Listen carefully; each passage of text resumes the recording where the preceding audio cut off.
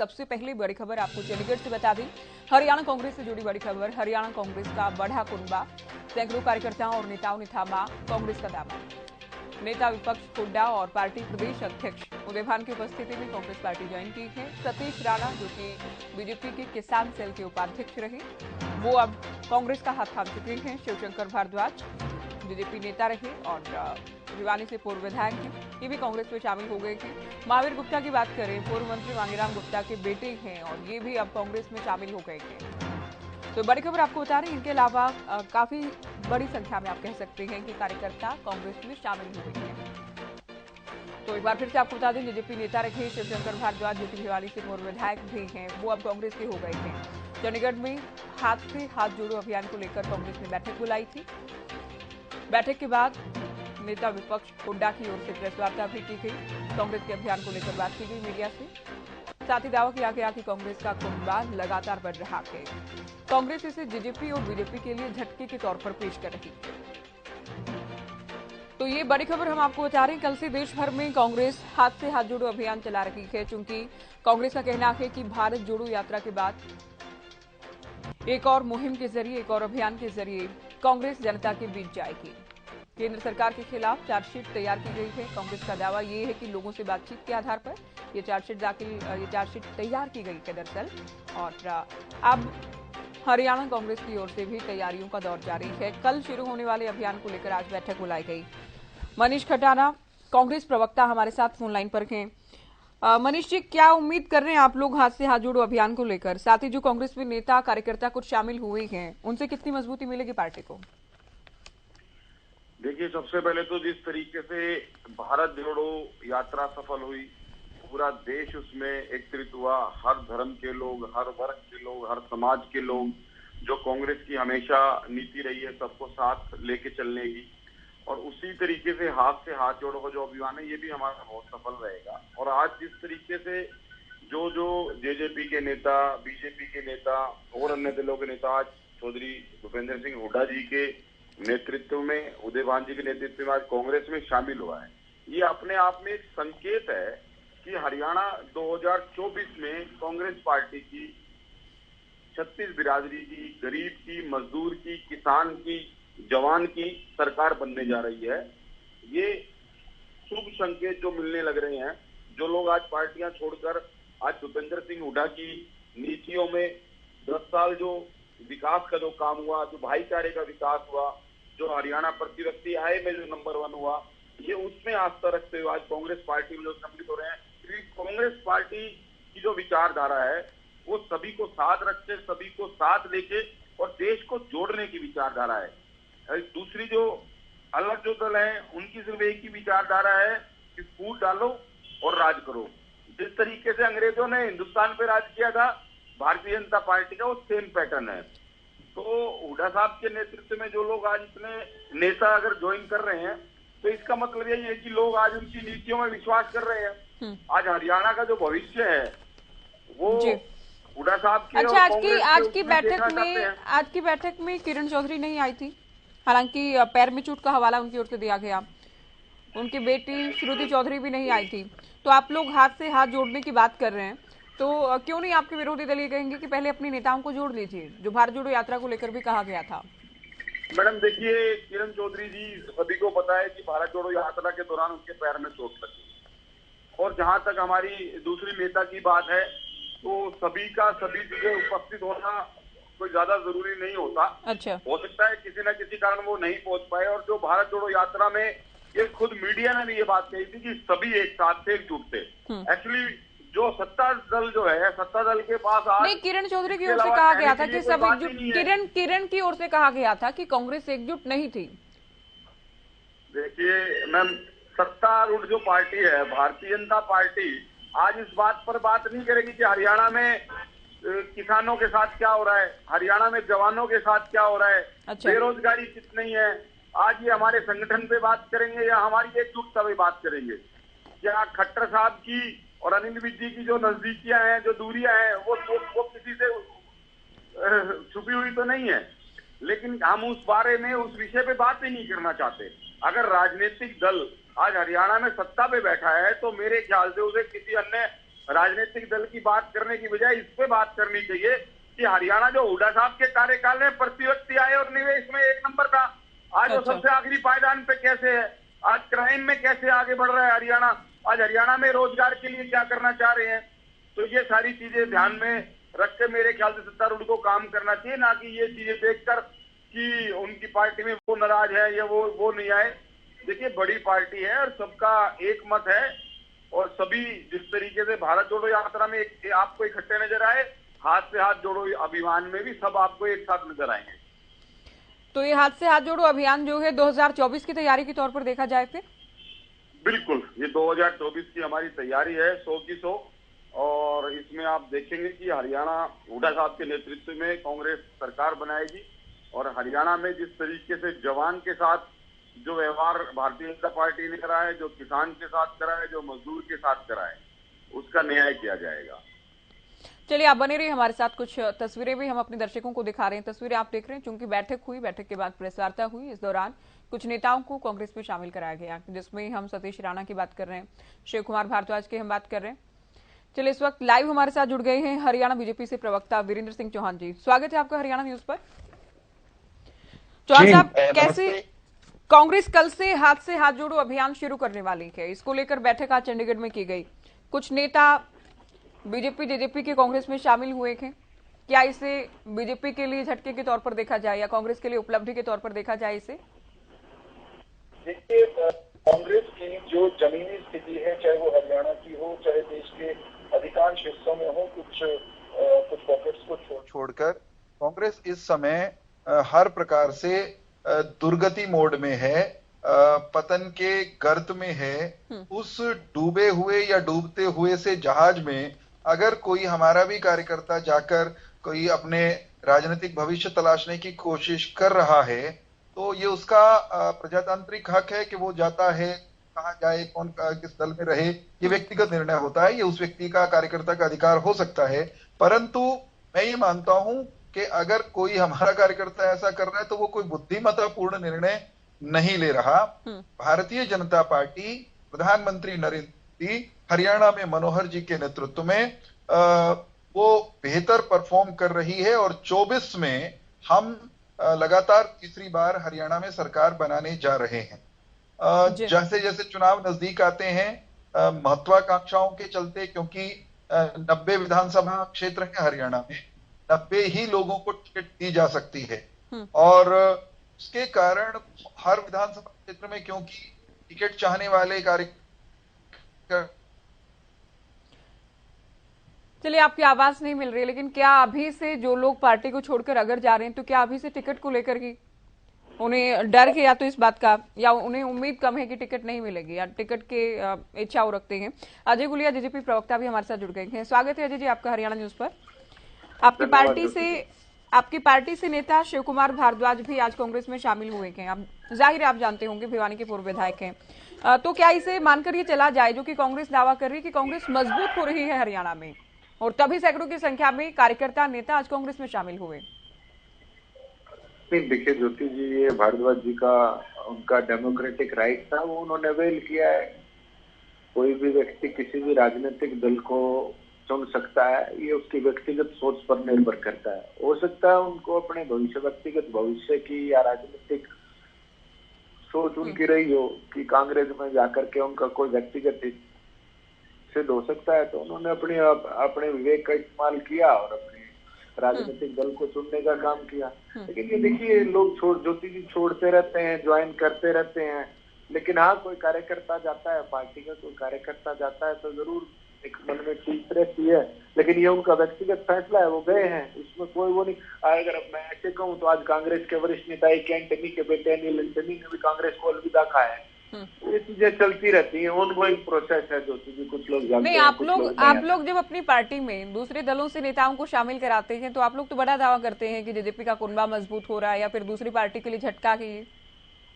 नहीं, ज्योति जी, मैंने तो स्पष्ट किया कि उनका व्यक्तिगत उनका निर्णय है, उन्होंने लिया, और कोई अगर साथी छोड़ के जाता है तो देखिए जरूर हमारे लिए सोच का कोई विषय रहता है कि कहीं कोई कमी तो नहीं रहेगी। लेकिन कई बार ये होता है कि कोई व्यक्ति अपने स्वयं के राजनीतिक हित को साधने के लिए जो पार्टियां बदलते हैं, जी। तो उन चीजों से कोई फर्क नहीं पड़ता बहुत ज्यादा, लेकिन हाँ ये उनका व्यक्तिगत निर्णय उन्होंने ले लिया। ठीक है, मनीष खटाना जी, आपने बीजेपी और जेजेपी दोनों ही प्रवक्ताओं को सुना के, दोनों पार्टियों के प्रवक्ताओं को।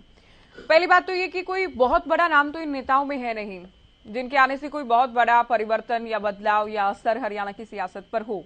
और दूसरा, अगर कोई भी दल से दूसरे दल में जाता कि तो वो व्यक्तिगत फैसला या अपनी महत्वाकांक्षा को लेकर फैसला लिया जाता कि उस पर छोड़ने वाली पार्टी पर कम से कम कोई असर उसका नहीं होता। क्या कहेंगे?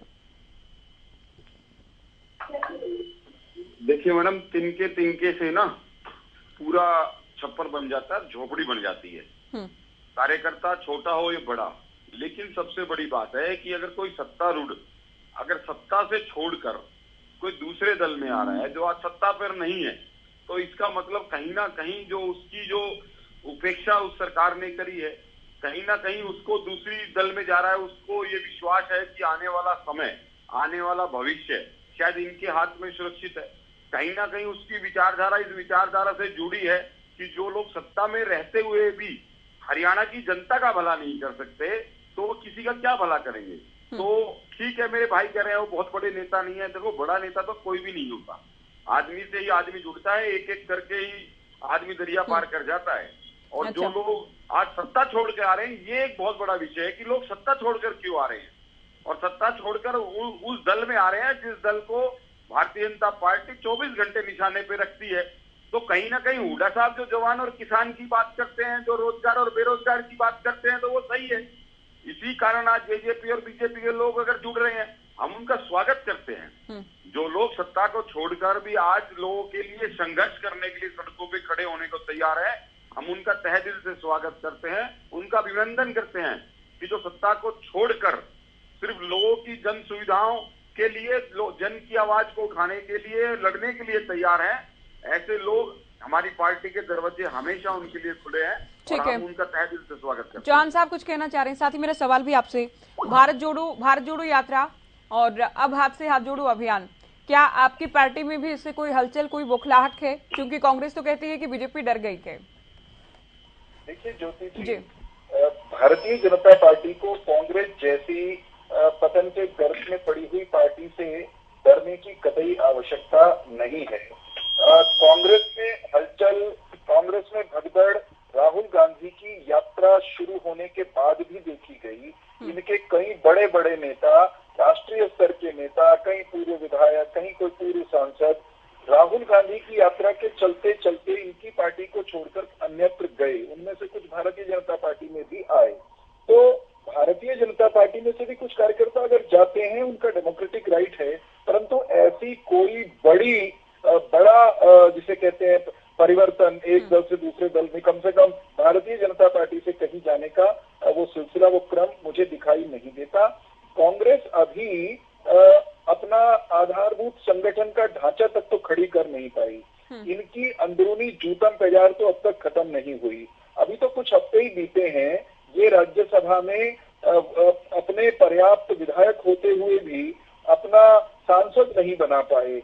अभी तो थोड़े ही दिन बीते हैं, राहुल गांधी जब यहाँ से जा रहे थे तो कांग्रेसियों को बिठाकर ज्योति जी वो पता क्या कह रहे थे? पहले तो वो शुरू तो उन्होंने किया था कि देश में नफरत फैली हुई है और मैं प्यार की दुकान खोलने निकला हूँ, मोहब्बत की दुकान खोलने निकला हूँ। लेकिन हरियाणा में आते आते पता उन्होंने हुड्डा साहब और उनकी टीम को बिठाकर, शैलजा जी को बिठाकर क्या कहा था कि भाई कांग्रेस के भीतर मोहब्बत की दुकान है, और ये सारे हंस रहे थे उस बात पर। तो इनकी खुद की हालत बहुत खराब है, ना संगठन है, ना कोई तंत्र है, और विचारधारा के नाते इतने गर्त में चली गई है कांग्रेस पार्टी कि उसके वरिष्ठ नेता दिग्विजय सिंह वो सर्जिकल स्ट्राइक पर सवाल करते हैं और फिर राहुल गांधी को उस बयान को बेहुदा कहना पड़ता है।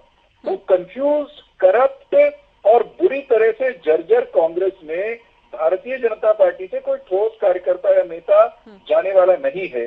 जो जा रहे हैं, अभी कह रहे थे शायद कांग्रेस के प्रवक्ता कि सत्ताधारी दल को छोड़कर कुछ लोग जा रहे हैं, तो भाई आप तय मानिए वो जो जा रहे हैं ना, वो इसलिए जा रहे हैं कि सत्ता में उनको उनका स्थान दिखाई नहीं दे रहा। उनकी महत्वाकांक्षा, उनको लगता है कि यहाँ तो अभी गुंजाइश है ही नहीं, यहाँ तो बहुत सारे लोग कतार में खड़े हैं, तो तीसरे, चौथे, पांचवें पायदान के लोग अपने भविष्य की संभावना है, और इतनी सी संभावना है कि चुनाव लड़ने का ही मौका मिल जाए यार, क्या पता कहीं। भाजपा में तो क्योंकि लंबी कतार हर विधानसभा क्षेत्र में है, वहां पर वो कहीं चौथे पांचवें आठवें नंबर पर होंगे, तो वो सोचते हैं कि कांग्रेस में जाने से शायद उन्हें चुनाव लड़ने का अवसर मिल जाए, चुनाव लड़ने का ठप्पा तो लग जाए, हारना तो तय है।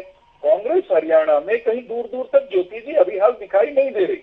ये अगर बहन में जीना ही चाहते हैं तो इनको रोक तो कोई सकता नहीं। चौहान साहब अभी इतनी बुरी स्थिति में तो नहीं है, मुख्य विपक्षी पार्टी है, ठीक है, एक विधायक कम हो गया आगे, आप लोग सरकार में है, लेकिन 30 विधायक तो इनके पास भी हैं, और जहां जहां हारे वहां पर बहुत निराशाजनक प्रदर्शन तो नहीं था 2019 में। ज्योति जी सुनिए मेरी बात। चलिए मैं चर्चा को अभी आगे ले जाना चाहूंगी, क्योंकि समय कम के आप जानते हैं।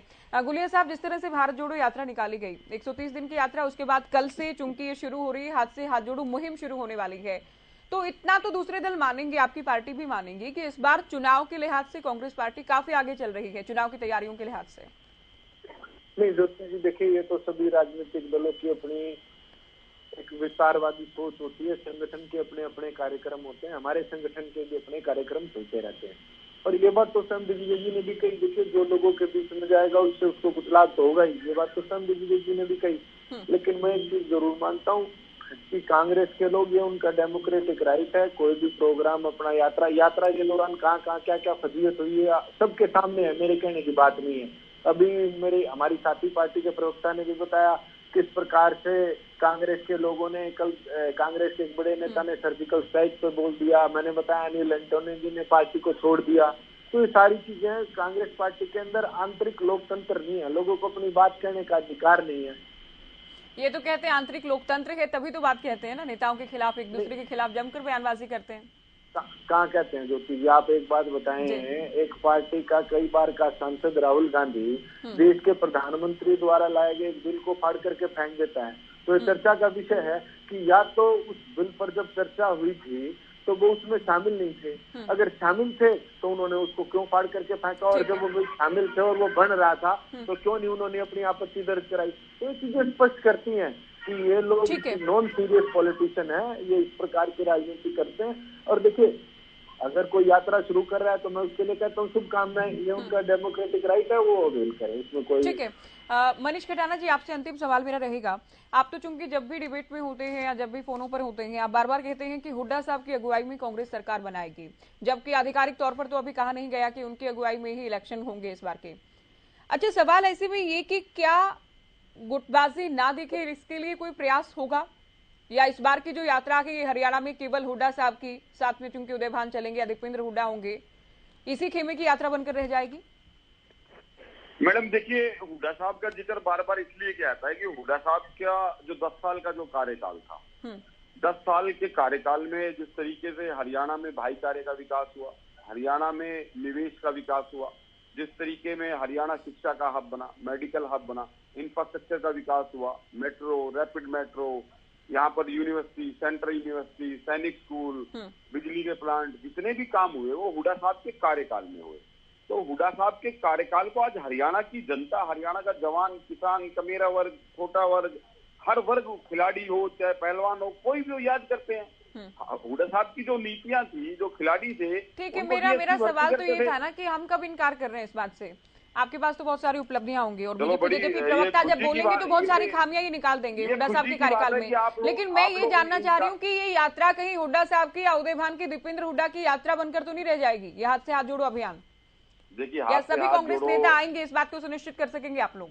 सभी नेता आएंगे, सभी नेता एकजुट होकर इलेक्शन भी लड़ेंगे, हाथ से हाथ जोड़ो का अभियान भी चलेगा। जिस तरीके से भारत जोड़ो यात्रा पे सवाल उठाते थे भारतीय जनता पार्टी के लोग, आज हाथ से हाथ जोड़ो की बात कर रहे हैं। जितनी सफल भारत जोड़ो यात्रा हुई है, उससे दुगनी सफल हमारा हाथ से हाथ जोड़ो अभियान होगा, क्योंकि हरियाणा की जो जनता है वो बिल्कुल उसमें बैठी है कि कब इलेक्शन आए और भारतीय जनता पार्टी के झूठ का जो पर्दाफाश जो उन्होंने लोगों के साथ जो लुभावने वायदे करे थे उसको।